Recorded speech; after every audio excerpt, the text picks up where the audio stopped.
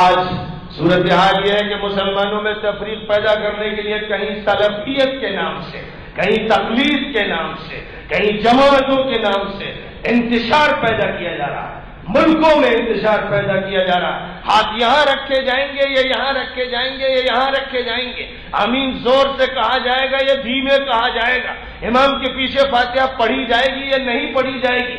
جو ان مسائل کو اٹھا کر مسجدوں میں انتشار پیدا کرنے والے ہیں، امت کے دربار میں، اللہ کے دربار میں مجرم ہیں۔ نبی پاک علیہ الصلوۃ والسلام سے یہ بھی ثابت ہے، وہ بھی ثابت ہے، اور محدثین و فقہاء کرام نے اجازت دی اس کی بھی اور اس کی بھی۔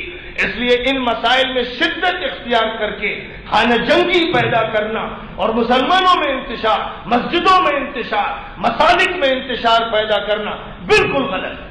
چار مسلک ہیں اور چار ہی رہیں گے، حضرت امام ابو حنیفہ، حضرت امام مالک، حضرت امام شافعی، حضرت امام احمد ابن حنبل کے متعلقین پوری دنیا میں لاکھوں ہیں۔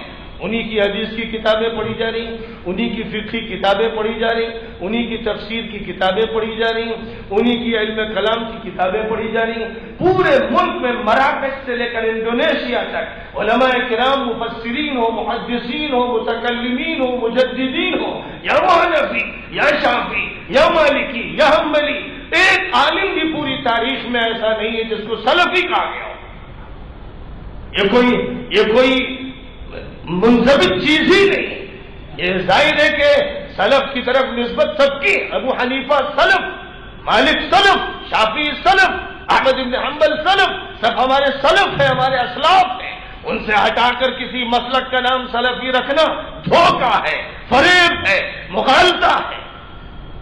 یہ دھوکہ دیا جا رہا ہے، اور اس دھوکے کے بارے میں نے سعودیہ میں باتیں کی، میں نے وہاں کے جعلیات کے داعیوں سے، ذمہ داروں سے بات کی، میں نے جامعہ اسلامیہ کے وائس چانسلر سے بات کی کہ آپ کی جامعہ اسلامیہ سے ایسے طلبہ فارغ ہو رہے ہیں جو ملکوں میں جا کر انتشار برپا کر رہے ہیں۔ انہوں نے کہا کہ ہمارا یہ مسلک نہیں ہے۔ میں نے کہا آپ کا نہیں ہے تو آپ بتائیے ان کو، وہ غلط مسلک پھیلا رہے ہیں۔ تو صورتحال یہ پیدا کی جا رہی ہے، اس مملکت کا مسلک مالکی ہے، امارات کا مسلک مالکی ہے، سعودیہ کا مسلک حنبلی ہے، اور یہ مسلک تعصب کے لیے نہیں۔ اگر کوئی حنبلی تعصب کرے حنفی کے خلاف تو مجرم، اور حنفی تعصب کرے حنبلی کے خلاف تو مجرم۔ کسی تعصب کی کوئی گنجائش نہیں، پوری امت ایک ہے۔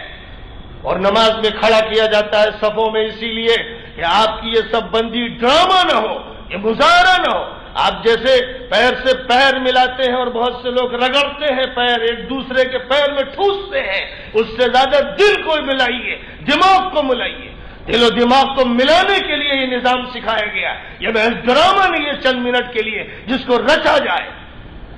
اس حقیقت حال سے واقف ہونے کی ضرورت ہے اور اس کی دعوت دینے کی ضرورت ہے۔ یہی مہم ہے جو وقت کی سب سے بڑی مہم ہے۔ اگر انتشار افغانستان میں نہ ہوتا تو امریکہ کا دم نہیں تھا کہ وہاں پر لاکھوں انسانوں کو شہید کرتا۔ اگر انتشار عراق میں نہ ہوتا، اگر انتشار شام میں نہ ہوتا، جہاں انتشار ہے وہاں ہم ہزیمت کے شکار ہو رہے ہیں۔ ہم متحد ہوں گے تو کسی میں طاقت نہیں ہے کہ ہماری صفوں میں رخ نہ ڈال سکے۔ اس لیے اتحاد اتحاد اتحاد یہ سب سے بڑی ضرورت ہے۔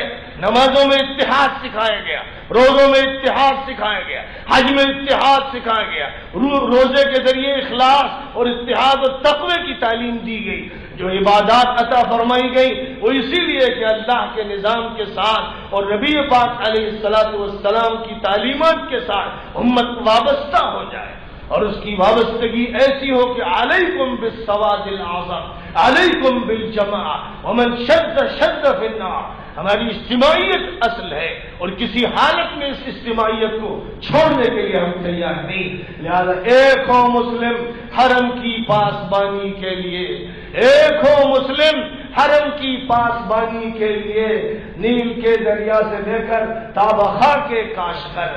یہ ضرورت ہے، پورے عالم اسلامی کو چاہیے کہ اس وقت کی باطل طاقتوں سے نبرد آزمائی کے لیے، مقابلہ کرنے کے لیے ہم متحد ہو جائیں اور یہ طے کر لیں کہ دامیں، درمیں، قدمیں، سخنیں جو ہو سکے گا کریں گے۔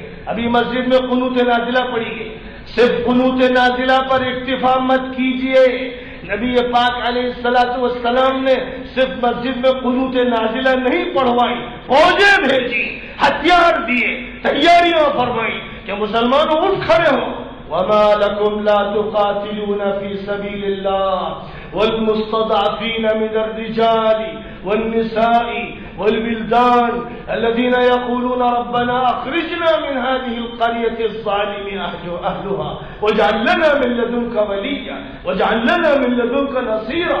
اللہ ڈانٹ رہا ہے ایسے نمازیوں کو، روزے داروں کو، ذاکروں شاغلوں کو، مسلمانوں کو کہ تم لوگ سمجھتے ہو صرف عبادت سے کام چل جائے گا، تم جنگ کیوں نہیں کر رہے؟